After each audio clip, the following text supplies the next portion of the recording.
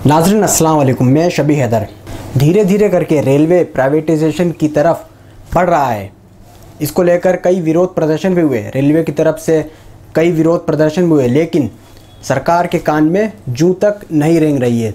सबसे पहले हम आपको मोदी जी की एक स्पीच सुनाना चाहेंगे जो आपके लिए सुनना बेहद ज़रूरी है। इसलिए आप लोगों से ज्यादा रेलवे के प्रति मेरा प्यार है, क्योंकि मेरा तो जीवन ही उसके कारण बना है। जो लोग अफवाहें फैला रहे हैं कि रेलवे का प्राइवेटाइजेशन हो रहा है, वो सरासर गलत है। तो सुना आपने कि मोदी जी कह रहे हैं कि कोई प्राइवेटाइजेशन नहीं हुआ है। इसको लेकर all India SC/ST railway employees association Ratlam मंडल की ओर से राष्ट्रीय कार्यकारिणी के राष्ट्रीय अध्यक्ष श्री BL बेरवा, राष्ट्रीय महामंत्री अशोक कुमार, जोनल अध्यक्ष शकुंतला बावल, जोनल सचिव OP बेरवा के आह्वान पर रतलाम मंडल पर 24 तारीख को दिन में 12 बजे रतलाम मंडल रेल कार्यालय पर पुनः पैक्ट दिवस पर रेलवे में किए जा रहे निजीकरण एवं निगमीकरण के विरोध में और रेल कर्मचारियों की समस्याओं को लेकर सोशल डिस्टेंस का ध्यान रखते हुए विरोध प्रदर्शन किया। मंडल अध्यक्ष RC वर्मा और मंडल मंत्री PN वर्मा के नेतृत्व में 10 सूत्री मांगों को लेकर समस्याओं का ज्ञापन नरेंद्र मोदी और रेल मंत्री पीयूष गोयल के नाम से मंडल रेल प्रबंधक विनीत गुप्ता को दिया गया। हमारे संवाददाता ने मंडल अध्यक्ष RC वर्मा से खास बातचीत की जो पेशे खिदमत है। रेलवे के अंदर बहुत बहुत धन्यवाद, आपने ये बहुत अच्छा क्वेश्चन किया। रेलवे के अंदर पहले लगभग 16 लाख रेल कर्मचारी थे, लेकिन उनकी छटनी करते करते वर्क प्राइवेट करके आज लगभग 12 से 13 लाख रेल कर्मचारी पूरे इंडियन रेलवे में है। रेलवे के अंदर दिनों दिन प्राइवेटाइजेशन किया जा रहा है। सबसे पहले इन्होंने हमारे सफाई वालों का प्राइवेटाइजेशन करके उनको दूसरी जगह शिफ्ट किया, उनका रीमॉडलिंग करके दूसरे डिपार्टमेंट में उनको शिफ्ट किया। आज की तारीख में पूरे रतलाम डिवीज़न में एक भी सफाई वाला कार्यरत नहीं है। इसके लिए हमारे राष्ट्रीय अध्यक्ष सम्माननीय BL बेरवा साहब, अशोक कुमार जी राष्ट्रीय महामंत्री जी के द्वारा पूरे ऑल इंडिया लेवल पे एक सफाई कर्मचारी सम्मेलन आयोजित किया गया, जिसके मुख्य अतिथि माननीय योजना आयोग के उपाध्यक्ष सम्मान्य श्री ऑस्कर फर्नांडिस जी थे और उसकी अध्यक्षता माननीय गृह मंत्री बूटा सिंह जी के द्वारा की गई थी। उस टाइम पे भी हमने इस मांग को उठाया, लेकिन उस टाइम पे रोक दिया गया। लेकिन जब सरकार बदली तो प्राइवेटाइजेशन ज़्यादा हुआ और SC/ST के लोगों को उसमें से सफाई वालों को सबसे पहले हटाया गया। आज की तारीख में भी जो प्राइवेटाइजेशन हो रहा है, उस प्राइवेटाइजेशन की वजह से SC/ST रेल कर्मचारियों को सबसे ज़्यादा नुकसान है। आज जो धरना दिया वो हमारे राष्ट्रीय कार्यकारिणी के राष्ट्रीय अध्यक्ष सम्माननीय BL बेरवा साहब, अशोक कुमार साहब और पूरी कार्यकारिणी ने ये निर्णय लिया गया कि 24 सितंबर 1932 को डॉक्टर बाबा साहब भीमराव अम्बेडकर जी और महात्मा गांधी जी के बीच में एक पूना पैक्ट हुआ था।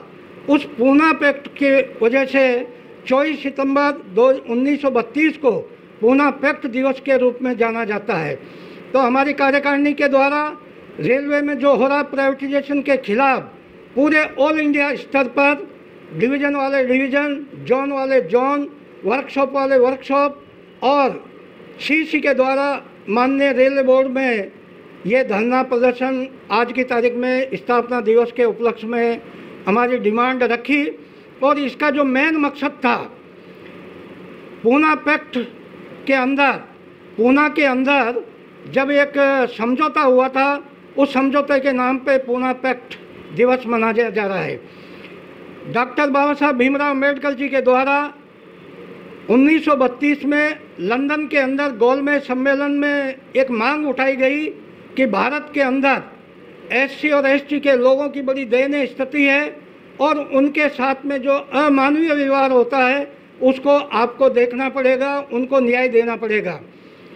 ब्रिटिश गवर्नमेंट के द्वारा जो बाबा साहब ने मांग उठाई गई थी उसको स्वीकार किया और भारत में उन्होंने ये लागू किया कि SC/ST का अलग से सेपरेट निर्वाचन क्षेत्र रहेगा, उनको 2 वोट देने का अधिकार रहेगा।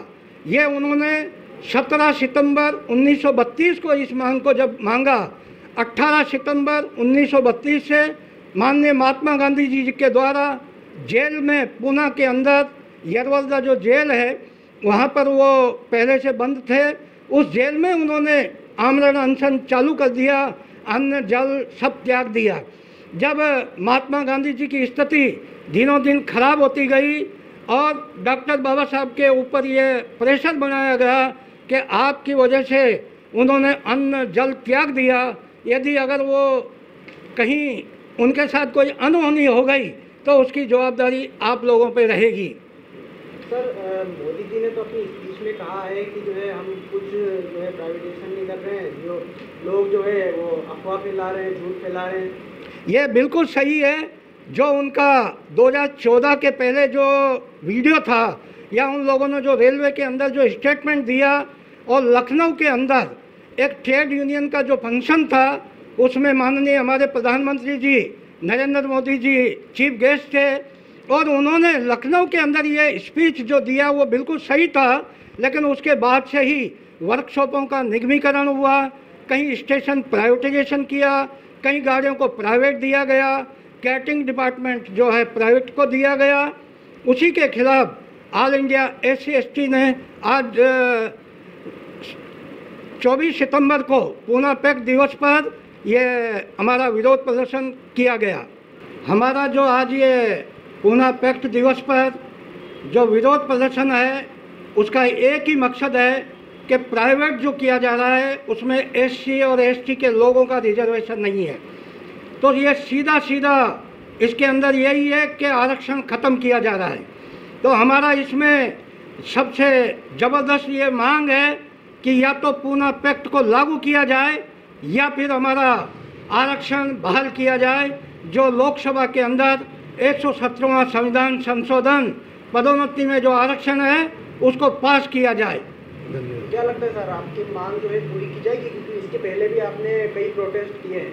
वैसे हमारे 117वां संविधान संशोधन के लिए हमने जंतर मंतर पर कहीं दफ़ा लाखों की तादाद में धरना दिया और हमारे भारत के प्रधानमंत्री जी सम्माननीय नरेंद्र मोदी साहब बड़े ताकतवर प्रधानमंत्री जी है, बड़े सशक्त प्रधानमंत्री जी है और भारतीय संविधान में विश्वास करते हैं। जब वो पहली बार लोकसभा में पहुंचे तो उन्होंने संसद की सीढ़ियों को चूमा। हमें भी लगा कि बाबा साहब के संविधान को मानने वाले प्रधानमंत्री जी हैं। अगर वो चाहें तो जिस प्रकार से आर्थिक आधार पर 10% आरक्षण सवर्णों को दिया है, उन्होंने 2 दिन के अंदर राज्यसभा लोकसभा में इसको पास करा दिया है। अगर 117वां संविधान संशोधन माननीय प्रधानमंत्री जी चाहें तो 1 दिन में लोकसभा में पास हो जाए और इन SC और ST के लोगों को न्याय मिल सकता है। तो उनके पास अगर वो करना चाहें तो उनके लिए कोई बड़ी बात नहीं है। वो बहुत ताकतवर है, अच्छे प्रधानमंत्री है और आज की तारीख में वो बहुमत में है। अगर वो SC ST को न्याय देना चाहते हैं तो दिल और दिमाग से अगर उनको न्याय देना चाहते हैं तो वो 117वां संविधान संशोधन पास करके इन लोगों को न्याय दे सकते हैं, इन लोगों की सहानुभूति बटोर सकते हैं।